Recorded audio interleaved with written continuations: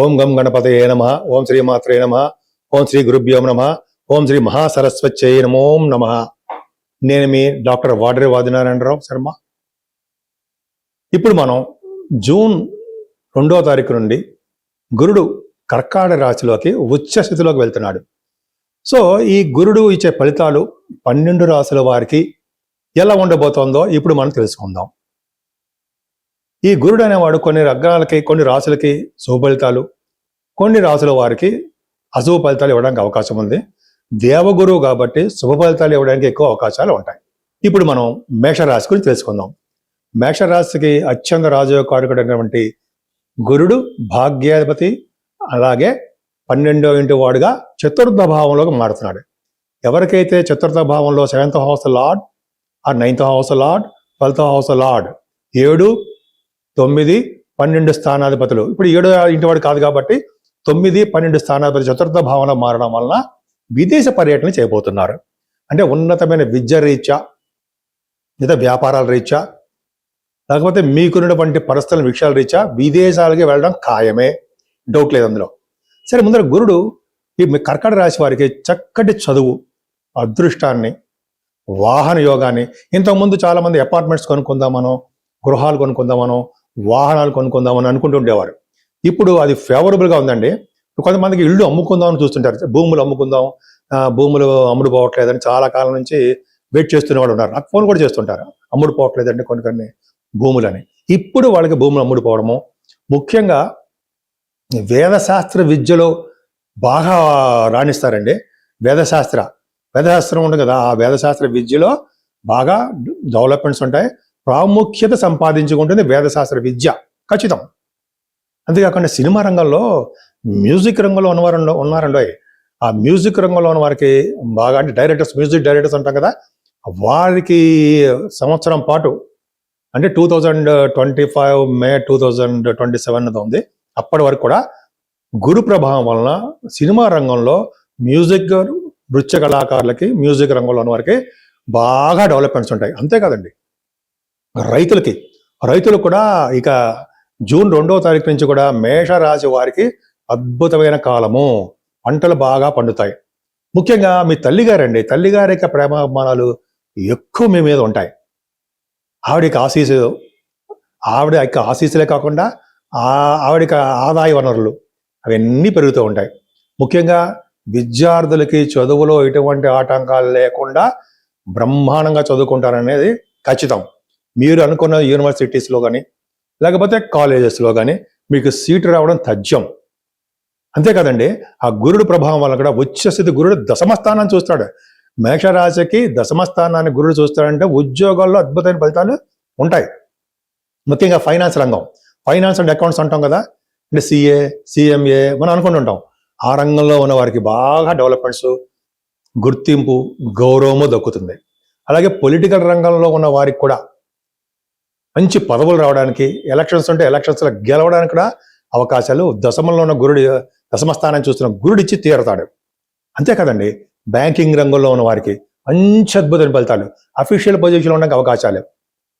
అలాగే విద్యా సంస్థల్లో పనిచేసేటువంటి లెక్చరర్స్, ప్రొఫెసర్స్ వీళ్ళు అంటాం కదా, వాళ్ళకి చాలా అద్భుతమైన ఫలితాలు ఉంటాయి. అలాగే లాయర్స్ అండి, అడ్వకేట్స్ అంటాం కదా, వాళ్ళక్కడ అంతే. దశమస్థానాన్ని గురుడు చూస్తే అడ్వకేట్స్ కూడా మంచి జ్ఞాన సంపదలు ఉండి మంచి పేరు ప్రఖ్యాతలు వచ్చి తీరుతాయి. అద్భుతం అండి. 10th హౌస్ కర్మస్థానం, మంచి పనులు చేస్తారు. తీర్థయాత్రలు, గంగానది స్నానాలు, ఇవన్నీ చేయడానికి మీకు బాగా అవకాశాలు ఎక్కువనే. అంతేకాకుండా మీ శనీశ్వరుడు ఉన్నాడు కదా, మీకు 12వ భావంలో ఉన్నాడు. 12వ భావంలో ఉన్న శనీశ్వరుడు ఎప్పుడు కూడా ఫారిన్ కంట్రీస్ తీసుకెళ్తూ ఉంటాడు, అది ఖచ్చితం. అదేకాకుండా ఆ 12th హౌస్ లార్డ్ 4th భావంలో కూడా గురుడు ఉన్నాడు కాబట్టి ఖచ్చితంగా ఫారిన్ వెళ్తారండి మీరు. అలాగే సినిమా రంగంలో ఉన్న వారికి చాలా మంచి ఫలితాలు వస్తాయి.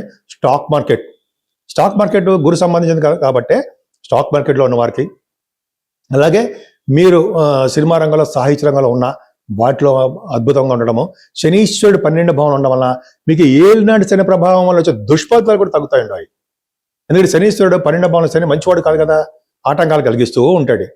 కానీ ఎప్పుడైతే గురు దృష్టి తన ఓన్ హౌస్ మీద, అంటే మీనరాశి ఓన్ హౌస్ కదా గురుడికి, ఆ హౌస్లో ఉన్నటువంటి శనీశ్వరుడు నా ఇంట్లో మీరు ఉన్నారనుకోండి, నేను చెప్పినట్టే వినాలంటాం కదా, అలాగా గురుడు యొక్క ఇంట్లో మీనరాశిలో ఇంట్లో శనీశ్వరుడు ఉన్నాడు, పైగా జలతత్వ రాశిలో ఉన్నాడు, గురుదృష్టి ఉంది అంటే, కాబట్టి శనీశ్వరుడికి గురుదృష్టి ఉండడం వల్ల శని వలన వచ్చే దోషాలు చాలా మటుకు పరిహారం అయి తీరుతాయి. అంతేకాకుండా లా రిలేటెడ్ సంబంధించినటువంటి కేసులు ఉంటాయి సరే, కోర్టు కేసులు కానీ, పోలీసుల కేసులు కానీ, ఇవన్నీ ఉంటే వాటి నుంచి కూడా మీరు బయటపడడానికే ఎక్కువ అవకాశాలు ఉన్నాయని ఖచ్చితంగా చెప్పచ్చు. గురుడు మారడం గురించి చెప్పుకుంటున్నాడు కర్కాటక రాశిలోకి. కర్కాటక రాశిలోకి జూన్ 2వ తారీఖు నుంచి గురుడు మారుతాడు. కర్కాటక రాశిలో గురుడు మారుతాడు, ఎగ్జాల్టేషన్లో ఉంటాడండి ఆయన. పైగా ఆయన 30 అక్టోబర్ 2026 అక్కడి వరకు ఉంటాడు. అంటే ఒక సుమారుగా 150 రోజుల పాటు కర్కాటక రాశిలో ఉండబోతున్నాడు, ఉచ్చస్థితిలో ఉంటున్నాడు. అంతేకాకుండా 31 అక్టోబర్ అంటే నెక్స్ట్ డే నుంచి, అక్కడి నుంచి జూన్ 24వ తారీఖు వరకు ఆల్మోస్ట్ 85 డేస్ సింహరాశిలో ఉంటున్నాడు. సింహరాశిలో మిత్రక్షేత్రంలో అద్భుతమైన ఫలితాలు కూడా ఇస్తాడు. ఆయన వక్రగతిలో కూడా ఉంటాడు. వక్రగతిలో ఉన్నటువంటి శుభుడు శుభ ఫలితాలు రెట్టింపుగా ఇస్తాడని శాస్త్రం చెప్తాను, నేను చెప్పడం కాదు, చూపించమని చూపిస్తా కూడా. అంత కాన్ఫిడెన్స్. అంటే శుభగ్రహాలు వక్రిస్తే శుభ ఫలితాలు, చెడు గ్రహాలు అంటే శనీశ్వరుడు గ్రహాలు వక్రిస్తే చెడు ఫలితాలు ఎక్కువగా ఉంటాయని తెలిసిపోతుంది మనకి. తర్వాత ఆల్మోస్ట్ 25వ తారీఖు జనవరి అంటే 24 జనవరి వరకు సింహరాశిలోను, 25th జనవరి నుండి 25th మే వరకు కూడా అంటే 152 డేస్ అనుకోండి, ఆల్మోస్ట్ 152 డేస్ ఉంటుందండి. మళ్ళీ కర్కాటక రాశిలోకి వచ్చేస్తాడు వక్రగతిలో ఉండి. తర్వాత మళ్ళీ అవన్నీ చెప్తాడండి వక్రగతిలో, మళ్ళీ అప్పుడు చెప్పుకుందాము. వక్రగతిలో ఉండి మళ్ళీ కర్కాటక రాశిలోకి వచ్చేస్తున్నాడు. అంటే యాజ్ రీజ్గా ఫస్ట్లో జూన్ 2వ తారీఖు ఎలా ఉన్నాడో అలాగే మళ్ళీ కర్కాటక రాశిలోకి వచ్చేస్తాడు. అంటే మధ్యలో కొన్ని రోజుల పాటు 85 డేస్ సింహరాశిలో ఉంటాడు. సో ఈ విధంగా మొత్తానికి ఆల్మోస్ట్ ఆయన కర్కాటక రాశిలోను సింహరాశిలోనూ ఉంటాడండి. 150 రోజులు కర్కాటక రాశిలోను, మళ్ళీ సింహరాశిలోనేమో ఆల్మోస్ట్ 152 డేస్ సింహరాశిలోను, 85 డేస్ సారీ, కర్కాటక రాశిలో ఉండడము 150 డేస్, సింహరాశిలో ఉండడము 85 డేస్, అలాగే మళ్ళీ కర్కాటక రాశిలో రావడము 152 డేస్. సో ఏదేమైనా ఈ కర్కాటక రాశిలో ఉన్న గురుడే శుభ ఫలితాలు అద్భుతంగా ఇస్తాడు అన్నది సందేహం లేదు. ఈ విధంగా మారుతాడండి. అసలు మనం ఏ రెమెడీస్ చేసుకోవాలి? అవునా, 12 రాశుల వారికి గురు ప్రభావం ఉంటే ఏ రెమెడీస్ చేసుకోవాలి? గురుడు ఎవరు కారకుడు అండి? గురుడు అంటే జ్ఞానకారకుడు, సంపదల కారకుడు, విద్యాకారకుడు, పుత్రకారకుడు, పుత్రులనే ఇస్తాడు. దశమంలో గురుడు అంటే పుత్రులను ఇస్తాడు. అలాగా సంతానం, పుత్రులని సంతానం కూడా ఇస్తాడు. గురుడు వలన దేవగురు కదా, ఆయన ముఖ్యంగా జ్ఞాన సంపదను ఇవ్వడంలో మనకు అద్భుతం. మరి జ్ఞాన సంపద రావాలంటే ఎవరండి? మేధా సహిత దక్షిణామూర్తి గారిని, ఆ స్వామివారిని పూజ చేసుకుంటే దక్షిణముఖంగా ఉంటారు కదా ఆయన దక్షిణామూర్తి గారిని పూజ చేసుకోవడం వల్ల, శివుడి రూపమే పూజ చేసుకోవడం వల్ల అనంతమైన జ్ఞానము వచ్చి తీరుతుందండి మనకి. సో దక్షిణామూర్తి గారిని పూజించడం మానకూడదు సంవత్సరం పాటు. అంతేకాకుండా శివుడికి అభిషేకాలు, గురుడు వలన శివుడికి అభిషేకాలు చేసుకుంటూ ఉండాలి. అన్నిటికంటే ముఖ్యము గురువుగారు లేక పాద పూజ. గురువుగారులు పీఠాధిపతుల్ని మనం కలిసి తీరాలి, కలిసి వాళ్ళ యొక్క ఆశీస్సులు తీసుకోవాల్సిందే.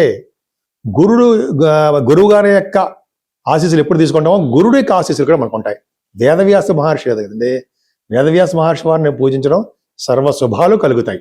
గురుడు అంతే కదండి, మనం ఫస్ట్ గురువు గారిని పూజించాలి, తర్వాత దేవుణ్ణి.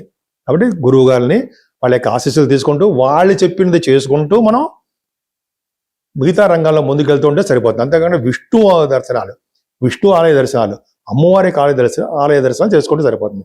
ఎక్కువగా దక్షిణామూర్తి గారిని కొలవడం వల్ల సర్వశుభాలు సర్వసుఖాలు కలిగి తీరుతాయి.